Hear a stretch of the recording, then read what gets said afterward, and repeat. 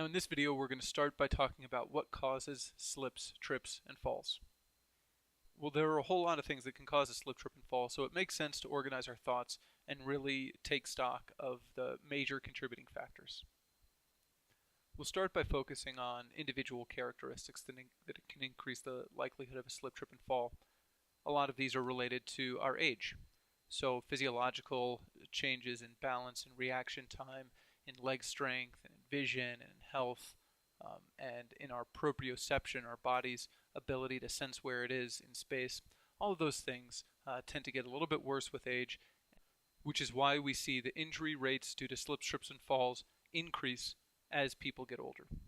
Footwear is another important risk factor for a slip, trip, and fall injury. But people don't work in a vacuum. Slips, trips, and falls result from individual level risk factors like the ones I just described interacting with environmental risk factors. Listed here are the top 10 causes of slips, trips, and falls in the healthcare work environment. This is research done by NIOSH, and I'll point you to a related document later on in this presentation, but you can easily see that the major contributors to slips, trips, and falls in the healthcare sector are things that we all intuitively know are hazards for slipping and tripping and falling. Contaminants on the floor like water or blood, poor drainage, irregularities in the walking surface, either indoor or outdoor, the healthcare work environment, weather conditions like ice and snow.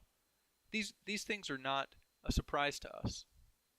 So let me ask you, why do you think slips, trips, and falls are so common in the healthcare sector when we know what's causing them?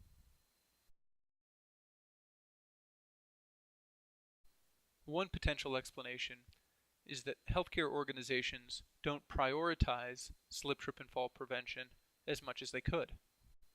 Organizations that have effective slip, trip, and fall prevention programs know that there are a number of organizational factors that need to be addressed to maximize the effectiveness of slip, trip, and fall prevention activities, including leadership buy-in, employee engagement, and financial investment in safety measures.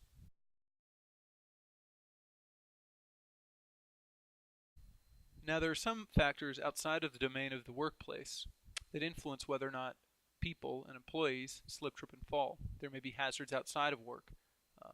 Legal standards such as OSHA and the Americans with Disabilities Act influence whether or not people fall on the job. So these are just some things to be aware of and to mention when we're talking about the big picture of slip, trip, and fall prevention. So that leads us to the question, okay, what can be done? We know what some of the major causes of slip, trips, and falls are. What can we do about it? We know that individual people can prevent themselves from slipping, tripping, and falling by maintaining their physical fitness through balance classes, Tai Chi, and ballroom dancing. People can improve their leg strength through resistance training and address other individual level risk factors as described here.